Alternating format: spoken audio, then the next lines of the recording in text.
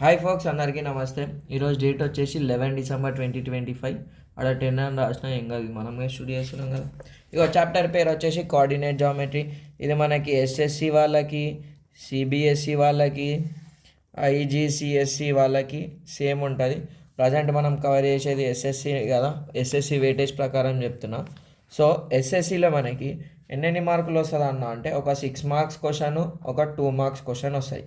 లేదా 6 marks 2 marks వచ్చింది last 6 పేపర్స్లో అయితే, ప్లస్ ఇంకొక 2 మార్క్స్ బిట్ పేపర్లో. టోటల్ ఎన్ని మార్కులు వచ్చినాయి? 10 మార్కులు వచ్చినాయి. ఈ 10 మార్కులు గిట్ట మనకి ఈజీగా రావాలంటే కొన్ని ఫార్ములాలు తెలవాలి. అసలు కోఆర్డినేట్ జామెట్రీ అంటే ఏంటంటే, ఒక పండబెట్టిన లైన్, ఒకటి నిలబెట్టిన లైన్. పండబెట్టిన లైన్ని మనం ఎక్స్ యాక్సిస్ అంటాము, నిలబెట్టిన లైన్ని మనం వై యాక్సిస్ అంటాం. నువ్వు ఏ క్వశ్చన్ చూసినా కానీ క్వశ్చన్లో 1, 2, 2, 3, -2, -1 ఉంటుంది కదా. ఇక్కడ ఫస్ట్ది వచ్చేసి ఎక్స్ యాక్సిస్, సెకండ్ది వచ్చేసి వై యాక్సిస్. ఫస్ట్ది మనము x1 అనుకుంటాం, సెకండ్ది y1 అనుకుంటాం. సెకండ్ పాయింట్లో b(x2, y2) అనుకుంటాం, c(x3, y3) అనుకుంటాం. ఇప్పుడు నేను ఇక్కడ రెడ్ పెన్ తోటి ఒక 2 లైన్లు గీస్తా, ఒకటే లైన్ గీస్తా, 2 పాయింట్లు పెడతా. ఇగో దీని లెంత్ కావాలనుకున్నాం అనుకో, దాన్ని మనం డిస్టెన్స్ అంటాము. ఈ రెండింటి మధ్యలో ఒక పాయింట్ పెడతా నేను, అది కావాలనుకున్నాం అనుకో, దాన్ని సి పాయింట్ అనుకుంటావు. ఇక్కడ సిని మనము మిడ్ పాయింట్ ఆఫ్ ఏబి అంటాం. సరేనా? ఎక్కువ శాతం distance formula, midpoint formula, SFI, SFE. Section formula internally, section formula externally ఉంటుంది. ఒక్కో ఫార్ములా 30 సార్లు చదువుని, 30 కాకపోతే 40 సార్లు ఓరల్గా చదువుని, 3 సార్లు చూడకుండా రాయిరి, సెట్ వచ్చేస్తుంది. సో ఈ ఫార్ములాలు చూసి ప్రాబ్లంలకు చేసుకుంటా పోదాం. ఇది మా వాళ్ళకి FA3 పోర్షను, అందుకే వేస్తున్నా. ఫైనల్లో గిట్ ఇదే ఉంటుంది. సో ఫస్ట్ ఫార్ములా వచ్చేసి ఏంది బాయ్ అంటే, distance between 2 points AB. So నేను దానికి డిస్టెన్స్ ఏబి రాస్తా అండర్ రూట్ ఆఫ్, అన్ని స్కూళ్ళల్లో ఏం చెప్తారు బ్రో అంటే, x2 - x1 whole square plus y2 - y1 whole square. ఇక ఈ ఫార్ములా వచ్చింది అనుకో, ఇంటర్మీడియట్ ఫస్ట్ ఇయర్ 1B ఈజీగా పాస్ అయిపోతాం. ఆర్ ఈ ఫార్ములాకి ఇంకోటి ఉంది, నేను అది వాడేది ఏంది బ్రో అంటే, x1 - x2 whole square plus y1 - y2 whole square. ఈ దీని వాల్యూ రెండు సేమ్ వస్తాయి, ఎందుకంటే స్క్వేర్ ఉంది కాబట్టి. ఎందుకన్నా సేమ్ వస్తాయి అంటే, మైనస్ స్క్వేర్ ఏంది bro, minus into minus plus, plus square ఏంది బ్రో, ప్లస్ ఇంటూ ప్లస్ గిట ప్లస్సే కాబట్టి మనకి వాల్యూస్ అనేటివి చేంజ్ కావు, బట్ వేరే కేసెస్లో చేంజ్ అవుతాయి. డిస్టెన్స్ ఫార్ములా వచ్చేసింది కదా. సెకండ్ ఫార్ములా ఏం చెప్పినా, మిడ్ పాయింట్. దీనికి నేను బొమ్మ గీసేసుకుంటా. ఈడ ఏ ఉంటుంది, ఈడ బి ఉంటుంది.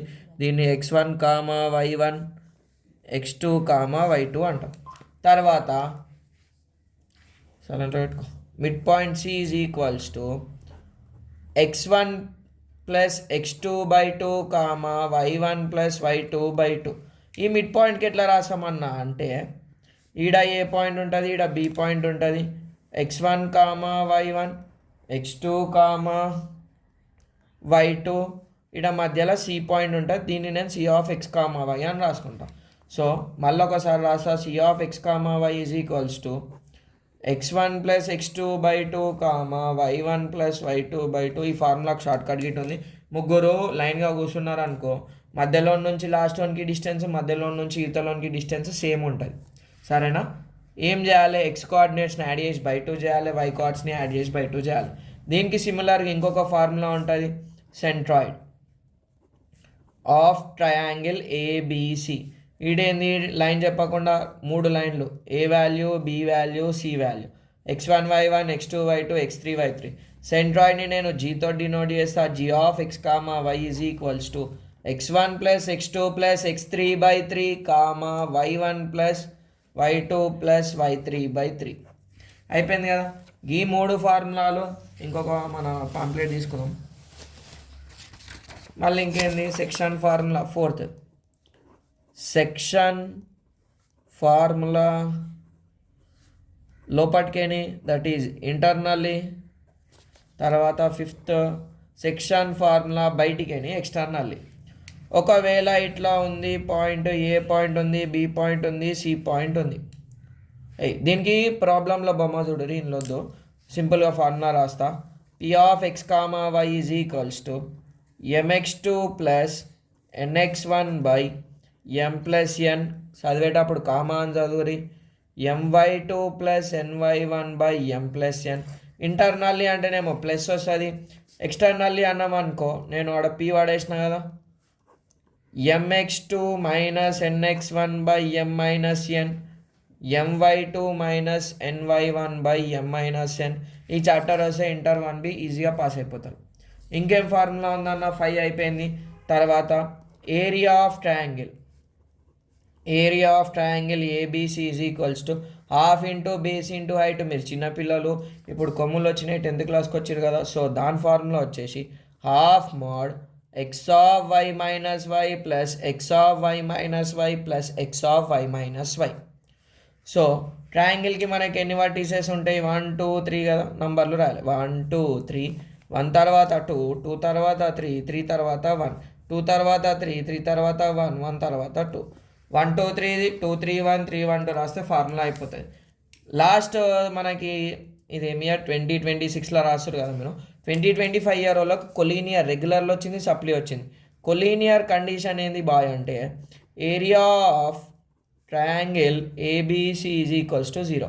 కొలీనియర్ మీనింగ్ ఏంటంటే ఈ లైన్ ఈ లైన్ ఈ లైన్ ఇగో A point B point C point ఒకటే లైన్ మీద ఉంటాయి అన్నమాట.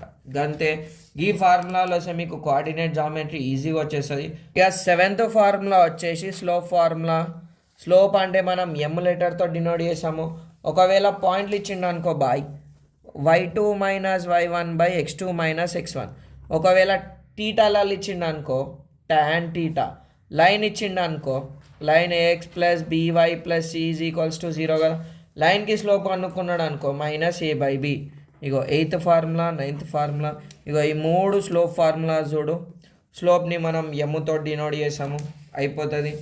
ఇంకోంది హీరోయిన్ ఫార్ములా అని ఒకటి ఉంటుంది, దట్ ఈస్ హెరాన్స్ ఫార్ములా. ఇదైతే ఎప్పుడు రాలేదు, బట్ మీ కిస్మత్కి రావచ్చు. That is area of triangle is equals to under root of S into S minus small A into S minus small B into S minus small C. ఈ ఫార్ములాసే మనం వాడతాము. ఈ చాప్టర్ మీరు రాసేటప్పుడు ఒకటి దిమాగ్లో పెట్టుకోవాలి, ఏంటి అంటే x1 అని ఇట్లా రాయద్దు, x1 అని ఇట్లా రాయద్దు, ఎక్స్ పెద్ద రాసి 1 అనేది కింద రాయాలి. y1 x2 y2. దావత్లోకి అయినప్పుడు షార్ట్ టీ షర్టు బనీను డాష్ డాష్ మీద పోవు కదా. సో రిప్రజెంటేషన్ నీకు ఎంత కాన్సెప్ట్ వచ్చినా రిప్రజెంటేషన్ పెట్టకపోతే మార్కులు వేయరు. మ్యాథ్స్ కరెక్షన్ చేసేటోళ్ళు సైకోనా కొడుకులు ఉంటారు. ఇక్కడ ఇంకోటి ఎస్ ఫార్ములా ఇటు ఉంటుంది ఒకటి. ఎస్ అంటే ఏంది బ్రో అంటే A plus B plus C by 2. ఇక్కడ నీకు స్మాల్ ఏబీసీలు ఏంది బ్రో అంటే క్యాపిటల్ ఏబీసీ కదా. దీని నుంచి దీనికి స్మాల్ ఏ లెంత్, దీని నుంచి దీనికి స్మాల్ బి, దీని నుంచి దీనికి స్మాల్ సి. ఇది ఎక్కువ శాతం మనం బిట్ పేపర్లో వాడతాం. గింతే. Thanks for watching. లకలకల. Bye by.